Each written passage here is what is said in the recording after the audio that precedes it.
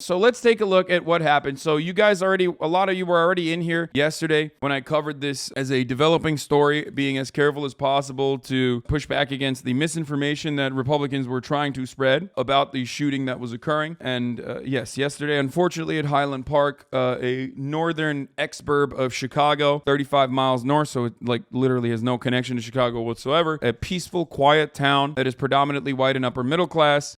Someone by the name, a failed rapper, went in and perched himself on top of a store and shot at parade goers with a high caliber rifle. It's a Jewish community. Yeah, we don't know the exact details of his. We know his background, but we don't know the exact details of his motive, for the record. But we'll try to look at it. Okay. But of course, as always, America is a PvP unlock zone. Now, the investigation into the person of interest intensifying as authorities search for answers.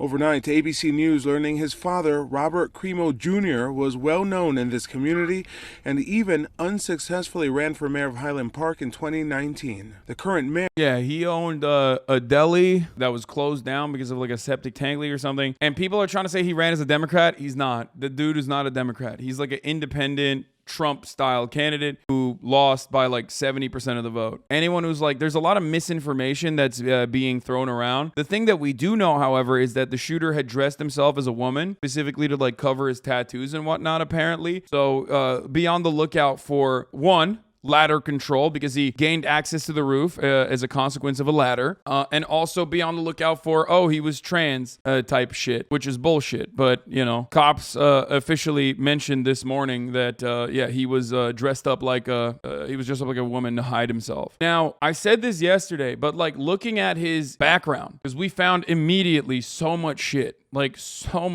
about the shooter. It was crazy yesterday. I mean, it was actually wild seeing chat go bananas mode. The moment that like his name was revealed, chat was like already fucking pulling up all these details across the board, like in the most like comprehensive, exhausting research that I've ever seen. I waited until there was a face to match the identity so we could figure out if it was actually the failed rapper Awake, and it turns out that was the case. Like they already mentioned, his father was a part of the father like ran for mayor unsuccessfully recently, and now people are basically fucking saying that he is the right is basically saying that he's Antifa or even trans or whatever the fuck, depending on how deranged they are. But as I mentioned yesterday, like, yeah, he probably was a Trump guy. The motive itself, I don't think is motivated by like his Trumpian politics, because like, yeah, he draped himself in a Trump flag, he went to like some right-wing protests and whatever, he has a song called We Are the Storm, which is like QAnon, but it's very clear that he was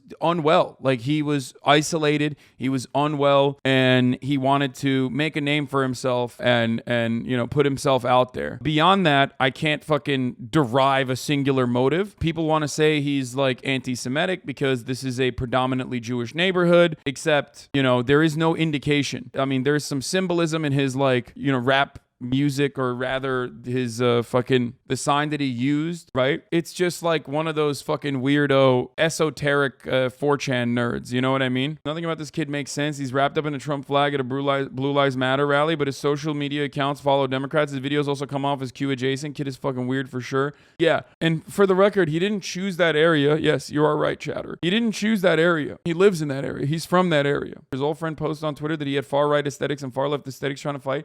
Bro, he didn't really have any fucking far-left aesthetics, okay? Like, what? Because he had a rose tattoo? Like, the fuck are you talking about? The rose tattoo is like an incredibly common fucking tattoo. People are so extremely online, and they think like, oh, someone has a fucking rose tattoo and colored hair, they must be in their Antifa. You know how many fucking colored hair weirdos are QAnon people? Ultimately, it just seems like there's a lot of these fucking dudes on the internet, and it's more complicated than just like his political leanings. This wasn't, in my opinion, as far as we know, it doesn't seem like this was a Uvalde style, very clear mass shooting motivated by white supremacy, and more so a mishmash of weird aesthetics and ideology, definitely still leaning to, or I say Uvalde, sorry, Buffalo. I meant Buffalo. My bad. So many goddamn fucking mass shootings. Jesus Christ. El Paso, Buffalo, the synagogue attacks in Pittsburgh. These were all very clearly motivated by like white supremacy. These were very clearly motivated by like these guys were guided by and radicalized by white supremacist ideology on the internet, and they wrote about it openly and they said this is what they wanted to do. There was a goal there. Right now, we don't fully understand what the goal here is. But that doesn't even matter because this is a thoroughly American problem. The solution in this circumstance, regardless of the dude's political background, which is still right-wing, the solution in the circumstance is the same no matter what. It is to limit the access to weapons, and not just through red flag laws, but just across the board. I really feel like the race from both sides to find evidence that the other side's faults moves away from the main problem being mental health of the people and the extremely non-existent gun control laws. Yeah, no, his political beliefs still personally matter no matter.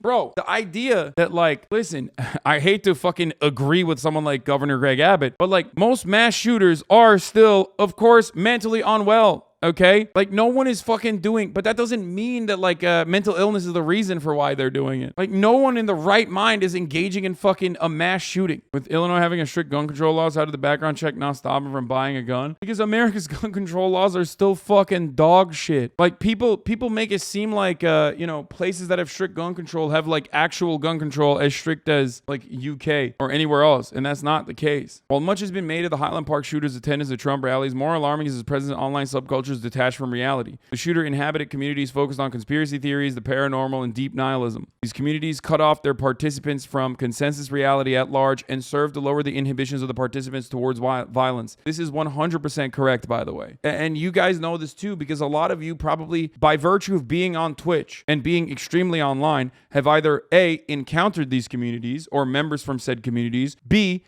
actually been a part of said communities and are no longer actively participating in them, or C, still are a part of those communities and moving away from it. Anyway, the shooter's obsession with violence, school shootings, conspiracies, and Trumpism as a way to destabilize the system, create chaos, echoes similar interests within the incel core music community, which the shooter was not a member of.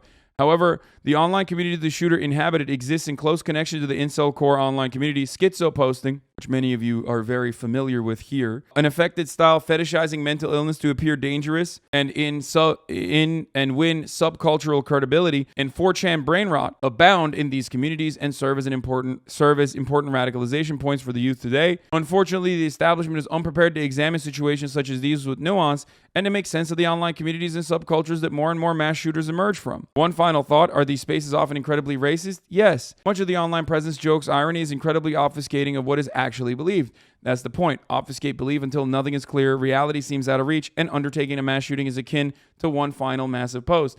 That's why a lot of the people on 4chan and Poll and many other places, 8chan, will celebrate mass shootings like this immediately, and they go, oh, you did it the mad lad, because it's seen as like the final big draw. In a weird way, it is like, you know how like lolcow culture exists on the internet? People come in and try to direct the way that, people behave, their content creators behave, driving them potentially to suicide. A similar thing exists in these communities where they're also trying to drive one another to engage in this like incredibly violent act, and they see it as like a rite of passage, like a final, like they did it, they were able to get like one of them in their group to like do something gross and inhumane, because they hate the world, they're deeply nihilistic, and they don't really believe in anything personally, and they just want fucking chaos, partially because of the pain that they experience on a daily basis as a consequence of both mental illness and also the material conditions that they are experiencing, or the unrest that they experience, the alienation that they experience is causing them to fucking lose their minds, only accelerated further by these awful communities that they're a part of. It's severe isolation. Why does this all feel so frequent in recent years? I don't know. Maybe there was a fucking massive like world-changing event that locked people into fucking houses and rooms to even further isolate them, with their only means of communication with or a sense of community coming from online communities. Now, there were very positive ones like this one,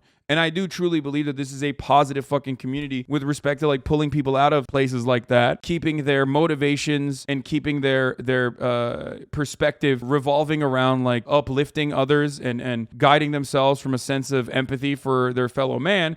And then there are other places that are diametrically opposed to this community where people are just like going further and further into like black pill, doomer pill bullshit. Now, obviously there are moments where, you know, we get angry, we yell, whatever, but ultimately there is like a clear, grounded, materialist way of thinking that I try to instill upon you. Being upset about your set of circumstances and the system that you exist under is normal. Getting angry about it is also normal, but you're also supposed to channel that anger. The most important part of what I argue for is channeling that anger into a hope for change, organizing, channeling that anger into the appropriate avenues rather than like a fucking online forum that tells you like, oh yeah, just fucking kill yourself and everyone around you. Like, come on, please do it. That'll be great. This channel is literally responsible for me getting into my local chapter DSI. I can speak from personal experience now. It's laborious, but the act of actually taking steps to get stuff done in your community feels incredible. Every chatter should consider it. Exactly. Schizo wave, the online aesthetic. We are not implying anybody schizophrenic or not. We don't like this phrase. Has broken into the mainstream. It's a basic part of Zoomer culture now, and its way of unmooring people from the reality, and has and will continue to lead the violence. When combined with the right mix of other factors, there's no chemical X that makes a mass shooter, but all these elements are gasoline on the fire and must be addressed. We're still up in the air about writing about this, but we will talk with journos who are. We created this platform to highlight areas we thought were underreported and poorly reported. It's lazy as hell to see a Trump flag and go,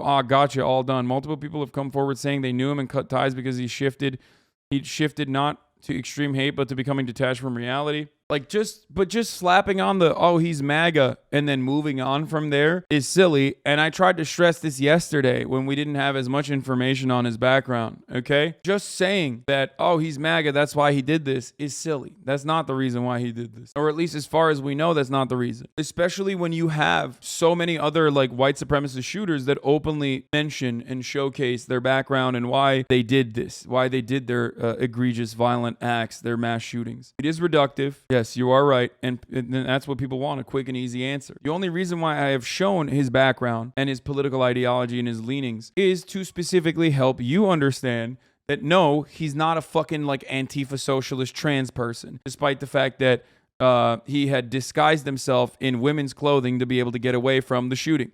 This is surveillance video footage from the aftermath of the shooting. This is going to be a weird one. This is going to be a really fucking weird one to have a convo about, considering that, like, he's not like, I mean, he is a Trumpy, but he's just, like, out there. He's just, like, a fucking weirdo. It does seem like he was Nazi adjacent, though, because such is the reality when you're on fucking poll all the goddamn time. I'm not surprised that, like, he had a Discord server where in his Discord server, I think it was, like, there was a group called SS. A lot more information will come out. I mean, this is what we found out like literally 5 minutes after the name was revealed, even before his fucking photo was leaked.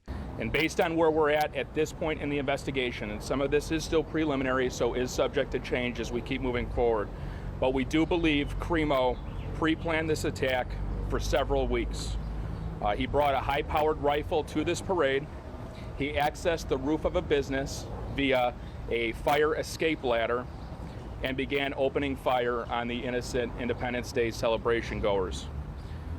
The rifle was purchased in Illinois, and the information we have thus far is that it appears to have been purchased legally by Crimo.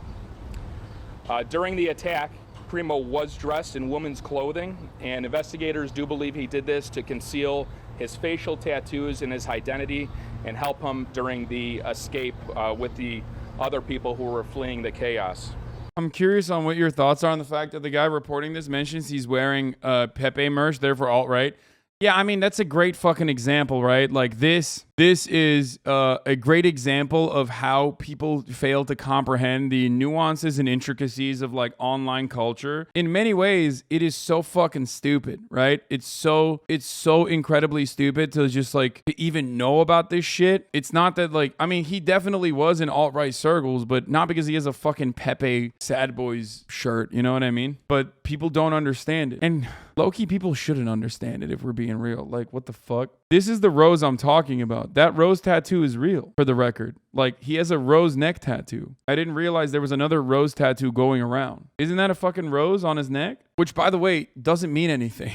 This is the rose tattoo going around in alt-right spaces. Oh, they thought, oh, this is not real. That is the DSA rose. Crimo's Antifa case closed. Symbol of a rose and fist is used by Socialist International and member of its parties, the French Socialist Party. Yeah, this is not real. This is not the tattoo I was thinking of. This is not his tattoo. But anyway, And for the record, here, let's see. I wonder how they found this image, dude. Let's Google socialist rose tattoo. Oh, wow. It's the third most common one. Wow, it's third up on the fucking Google search. I wonder how some fucking dickhead decided that this was the shooter's tattoo. It's that simple, bro. You're that fucking dumb if you believe this shit. Some dumb motherfucker literally Google image searched socialist rose tattoo and posted it on the internet, and it probably got 1 million fucking retweets. That tweet had 3 likes. I'm not talking about that tweet. There are more popular versions of that tweet, I'm sure. And the one going around is cropped to not show the face. Yeah, I wonder why. Hogs are lazy, but make no mistake. Oh man, how fucking lazy are hogs is like a silly thing to say. You want to know why? Because it works, dude. It doesn't matter. It doesn't matter how fucking lazy they are. What matters is it works. Motherfuckers are out here truly believing in it because they're motivated. You know what I mean? They're motivated to believe in it. But it's confirmation bias. That's the reason why people are like, oh no, it's great. No, this guy's socialist Antifa. Nailed him. Why do you think we're hearing how Crimo is Antifa, but we didn't hear the Uvalde shooter was? New meta? What do you mean? We did hear that. My friend, there was literally a sitting congressional representative, a congressperson, that unironically tweeted that the Uvalde shooter was a trans leftist. They said he was trans and then linked a random trans girl on fucking Reddit and said, this is the shooter. And the random trans woman on Reddit was alive, and she was like, this is me. You're posting a photo of me saying I'm the school shooter, like I'm alive. And she got fucking death threats and shit. It's the exact same shit. They've been doing this and they will continue to do it. Main problem is it keeps getting easier and easier and easier to get people to believe in it. At this point, we have not developed a motive from him. Investigators are very much furthering the investigation. They have been in discussions with him.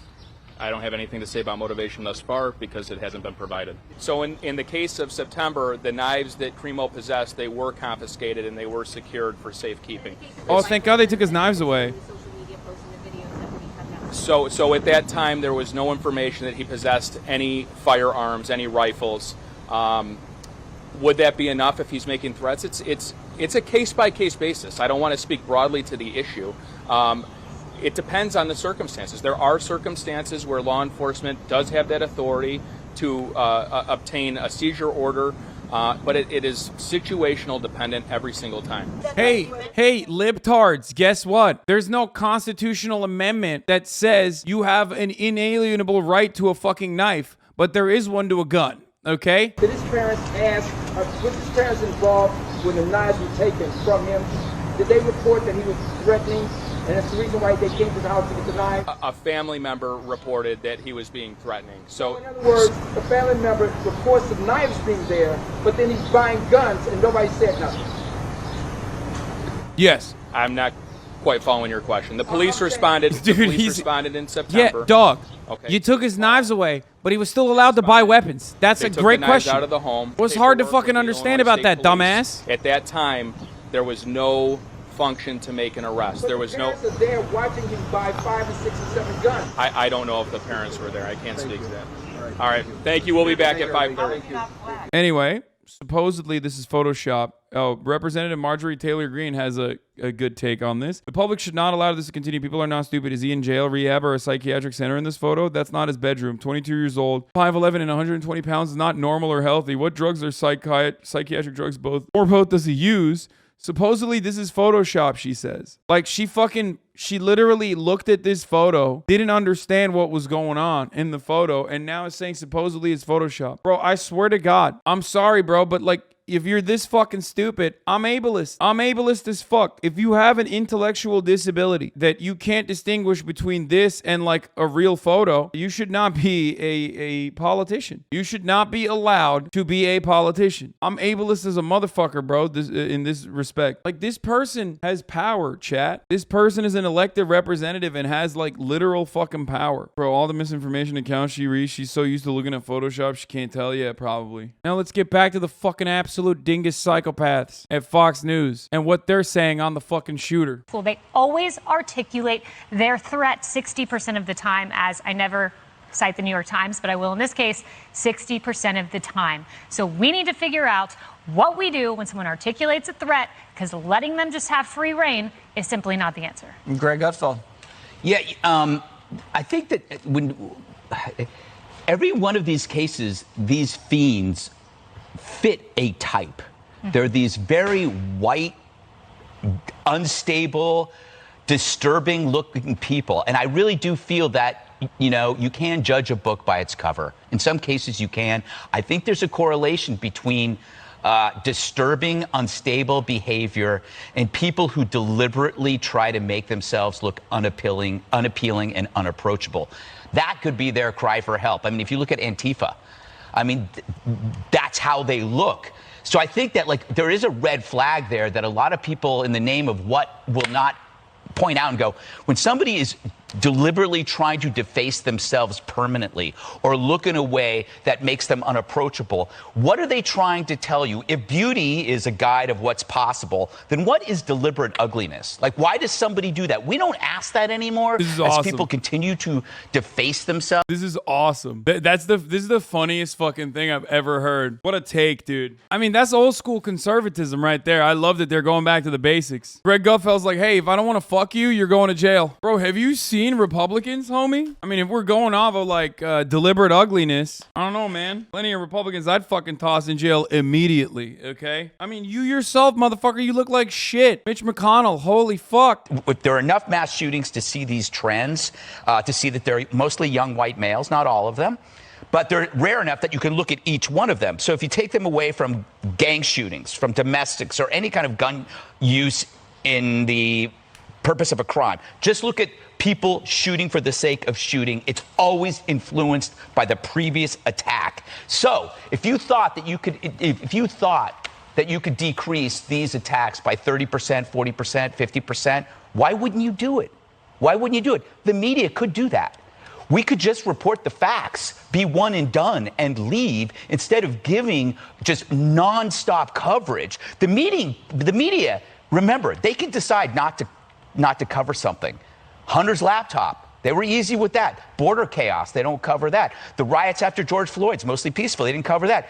Look at the Akron shooting, right? They said they covered the 60 shots from the police, but not the fact that the guy shot first. So they know how to not cover things. So I think it's time that we look at this stuff and decide enough's enough. If we, the press, can decrease these shootings by 30%, why the hell don't we?